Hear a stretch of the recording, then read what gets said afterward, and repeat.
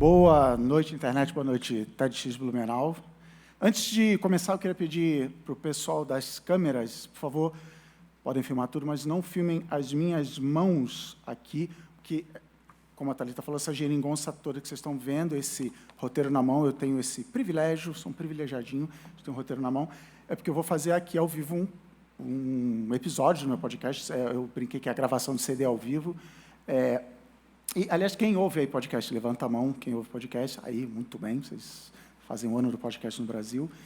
E, no meu podcast, eu explico o mundo através de histórias interessantes, mas, normalmente, isso é feito num estúdio, eu sento num setup mais ou menos parecido com esse, falo, e depois a minha editora corta os meus erros, bota a musiquinha de fundo, tudo muito calmo, muito sereno, que não vai ser o caso aqui. Então, é por isso que ninguém pode filmar minhas mãos, mas não é porque eu vou fazer um truque de mágica ou nada, é porque elas vão estar tremendo pra caramba, então vai distrair vocês não vão prestar atenção no que eu estou falando. Mas vamos lá, vai dar tudo certo, está tudo sob controle, vai ser legal pra caramba. Vamos lá. Boa noite, internet, boa noite, Brasil. Eu sou o Cris Dias.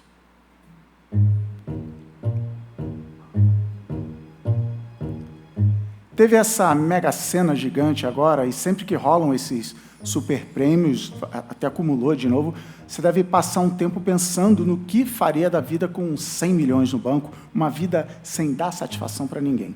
Aliás, dizem que essa é a melhor maneira de descobrir o que você realmente gosta de fazer na vida, pensar no que é que você faria se não precisasse ganhar dinheiro. Bom, se eu tivesse tanto dinheiro que eu não precisasse mais me preocupar com dinheiro, eu ia passar o tempo todo com as coisas que importam para mim, que dão sentido para a vida e valor para o que a gente faz. Vocês estão achando que eu estou falando da minha família? Não, eu estou falando de videogame, galera. Eu adoro jogar videogame. Eu gosto mais de jogar videogame do que eu deveria reconhecer que eu gosto. E isso acontece porque videogame me transporta para mundos diferentes, onde eu não preciso ser eu. Na maior parte do tempo, eu gosto de ser quem eu sou, mas quem eu sou 24 horas por dia, nem eu me aguento. E já que eu não consigo ser jogador profissional de videogame porque eu sou muito ruim jogando, então eu fico aqui só pensando no impacto que os jogos têm na nossa vida, esse tipo de coisa. Por exemplo, de umas décadas para cá, os videogames ficaram muito populares, são tão parte da cultura quanto filmes ou séries de TV. Isso fez com que os jogos campeões de venda, desses que vendem milhões, ficassem fáceis demais. Morrer no jogo virou só um inconveniente. Antes, quando você morria, tinha que começar tudo de novo, do zero. E, às vezes, não era nem você que morria, era a sua mãe que desligava o jogo da tomada e você perdia tudo que tinha conquistado. Isso é formador de caráter. Já hoje, tem uns jogos de ação que, se você levar muito tiro, é só ficar parado, escondidinho no canto, que a sua barra de vida volta, tipo o Wolverine. Parece, então, que os jogos não querem magoar quem está jogando. Muitos designers de jogos, então, concordaram comigo e, de uns tempos para cá, começaram a lançar jogos que ficaram famosos por serem muito difíceis e não perdoar quando o jogador erra. São jogos tipo a série Dark Souls, mas também jogos aparentemente fofinhos, como Cuphead ou Celeste, que é um jogo de plataforma com visual tipo o Mario do Nintendinho. E essa nova abordagem deu super certo, o público adorou a mudança. Não, brincadeira, gente, a reclamação foi gigante. A galera falou que jogo é coisa para relaxar, para distrair, que difícil e tensa já tem outra coisa, sabe o quê? A vida. Porque a vida não tem seletor de dificuldade, não tem um botãozinho, uma opção no menu. Pois não, como você gostaria que fosse a sua vida? Fácil ou moleza? Então, o que é que eu posso aprender com videogame para deixar o jogo da vida aqui menos tenso? Eu vou contra a ideia de que os jogadores estão sendo mimados. Eu acho que são game designs que passam sensações muito diferentes. É o que eu falo sempre do Uncharted. É um jogo que você compra com a certeza absoluta de que você vai chegar no final. Como eu sou podcaster, o jeito que eu respondo perguntas é sair por aí, entendendo o mundo e depois dividir o que eu aprendi com vocês aqui no meu podcast. Por isso, eu fui conversar com esses caras que vocês ouviram, o Danilo Silvestre e o Adriano Brandão, de outro podcast, o Poco Pixel, que fala sobre videogames, especialmente de jogos antigos.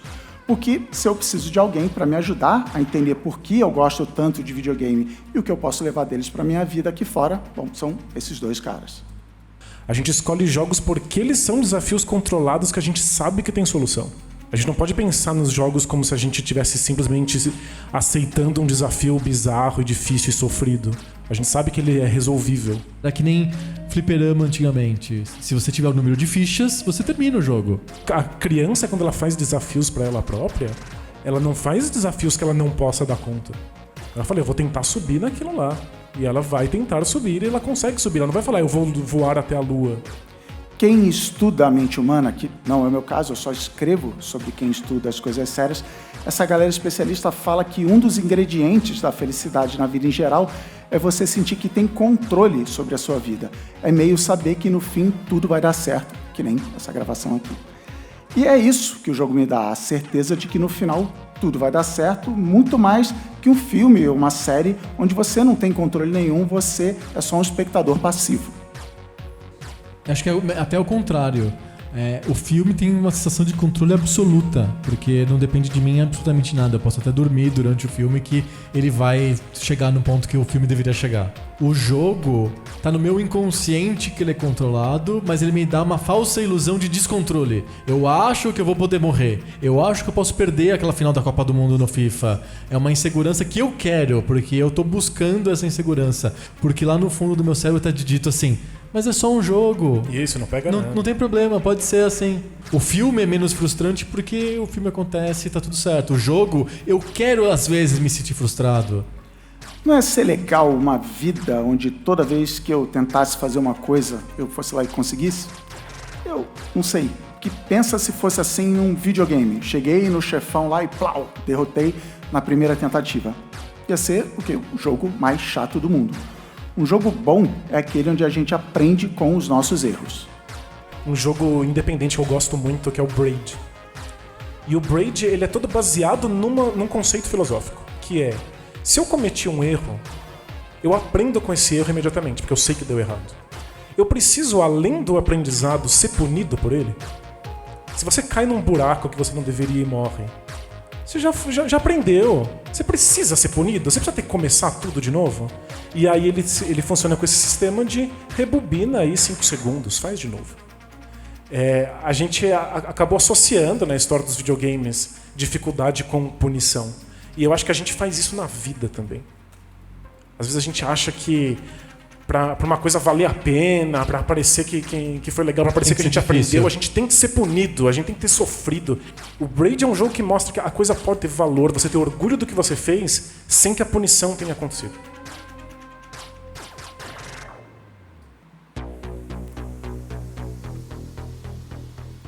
Tá bom, então é isso. A gente joga pra aprender a ser resiliente, seguir tentando até conseguir. Eu achei que tinha mais para descobrir e fui direto na fonte. Eu fui conversar com uma pessoa que tem como profissão tomar essas decisões de como é um jogo. Eu sou o Felipe Dalmolin, eu sou game designer na Aquiles Game Studio e meu trabalho é definir as regras do jogo, o funcionamento do jogo, quais vão ser as mecânicas, quais vão ser as dinâmicas que vão surgir disso. O Felipe Aquiles ficou em Porto Alegre e ela é hoje um dos maiores estúdios de games do Brasil, com uma equipe de mais de 80 pessoas fazendo jogos para o mundo todo. Um desses jogos é o Horizon Chase, que é um jogo de carro homenageando aqueles jogos antigos tipo Top Gear, OutRun, onde você corre numa infinita highway. O trabalho dele vai desde lá atrás, quando a equipe ainda nem sabe o que vai ser o jogo, até lá no fim, quando a gente está dizendo que esse carro tem que ser 2 km por hora mais rápido, 2 km por hora mais devagar, para ajeitar balanceamento, dificuldade, etc. O Felipe me falou que muito dessa mudança dos jogos punirem menos os jogadores tem a ver com a gente hoje ter um monte de jogo para escolher em um monte de lugar. Eu posso jogar no computador, no videogame, no celular, eu posso inclusive escolher não jogar e ficar no Instagram um tempão. O crucial é não desrespeitar o tempo do jogador. A gente não tem mais aquele contexto de anos 80 e 90, que tu tinha um jogo para jogar pelo ano inteiro, ia ser aquilo, já era. Hoje, se o jogador ficar muito frustrado e perceber que ele perdeu 5 horas de trabalho, de jogo, cara, ele vai procurar outro jogo. Tá muito fácil arranjar outro jogo na internet e tal. Quando eu falei para ele dessa história de a vida ter um seletor de dificuldade, ter um modo easy, ele me chamou a atenção para um detalhe que eu não tinha reparado. Essa coisa de ter seletor é considerada ruim pelos game designers, que jogo bem projetado nem pergunta isso. O jogador, imagina, ele vai tomar a decisão mais crucial do jogo dele no primeiro minuto de jogo sem fazer a mínima ideia de como é que o jogo é, sabe? O jogador, ou ele vai se comprometer com isso para sempre e pode ter errado a mão nessa decisão, ou então tem aquele negócio que, tipo, qualquer hora do jogo ele pausa e coloca no fácil, sabe? Só que também fica parecendo que o jogador roubou, assim, tipo, tô apanhando pro chefão aqui, vou colocar no fácil, putz, não foi uma grande conquista, sabe? O Horizon Chase, o jogo dele de corrida, que é a Infinita Highway, não tem nível de dificuldade. Ele cuida dessa dificuldade de um jeito inspirado em jogos da série Super Mario. O Mario 64, ele era o seguinte, tinha 120 estrelas para pegar ao longo do jogo, e dava para terminar o jogo pegando umas 50, 60 dessas, sabe? Só que pegando as 120 era meio que o objetivo final, o mais difícil mesmo. Só o jogador mais loucão ia conseguir isso. A gente foi numa ideia parecida, que as corridas, elas, vamos dizer assim, você pode jogar o easy, o modo fácil, que vai tirando o terceiro, quarto lugar, vai dar para avançar, sabe? Vai abrir os próximos países, vai abrir os carros, as corridas. O modo normal, o médio, seria quero tirar primeiro lugar em todas as corridas. Aí é um pouco mais difícil. E tem o difícil, que é o jogador que quer ganhar o super troféu, que a gente chama em todas as corridas, que é primeiro lugar com todas as moedinhas que estão na pista. Eu tenho uma coisa muito legal quando eu estou fazendo cada episódio do podcast, que eu nunca sabia mesmo como o episódio vai acabar. Eu vou descobrindo isso enquanto eu escrevo o roteiro. Mentira, galera, isso não é nada legal, isso é desesperador. É tipo começar a escalar uma montanha sem nem saber para que lado fica o pico, só acreditando que depois de eu subir até uma certa altura, aí sim vai dar para ver o caminho até o topo. Esse podcast aqui, por exemplo, se seria ao vivo, quando me chamaram para fazer um episódio ao vivo aqui no TEDx Blumenau, eu aceitei, é claro. Aí qual era o desafio, qual era o jogo? Contar uma história que seja legal para vocês aqui na plateia e para todo mundo que for ouvir o programa depois, certo? Só que aí eu fiz que nem todo jogador de Mario 64 ou de Horizon Chase, eu escolhi que eu não só ia chegar no fim, eu ia pegar todas as estrelinhas, eu ia ganhar o super troféu. Antes de saber o que eu ia falar, de ter qualquer estrutura de roteiro, eu já decidi que eu ia usar essas entrevistas sobre videogame que eu já tinha gravado com o Felipe e com o pessoal do Poco Pixel. Eu também tinha que começar com uma história minha que eu sempre quis contar sobre um urso, um jogo online antigo. Aí eu tinha que fazer uma profunda pergunta sobre a vida para então chegar a uma conclusão. Enfim, um monte de moedinha espalhada pela pista. E para parecer com um videogame de verdade, eu tinha que fazer tudo isso que eu falei com um relógio enorme e uma contagem regressiva de 18 minutos bem na minha frente.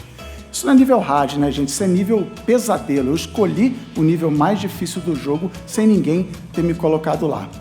Eu sei que a vida é mais complicada do que um videogame. Eu, por exemplo, sou da galera que acredita que a gente só tem uma vida nesse jogo. Ainda assim, agora aqui, depois dessa jornada com vocês, eu pude ver que os jogos têm sim coisas para ensinar. Sem parar para entender isso, eu não ia ter conseguido chegar aqui, na fase final, às palavras que eu sempre falo no fim de todos os meus programas. Boa noite, internet. Boa noite, Brasil. Por hoje é só.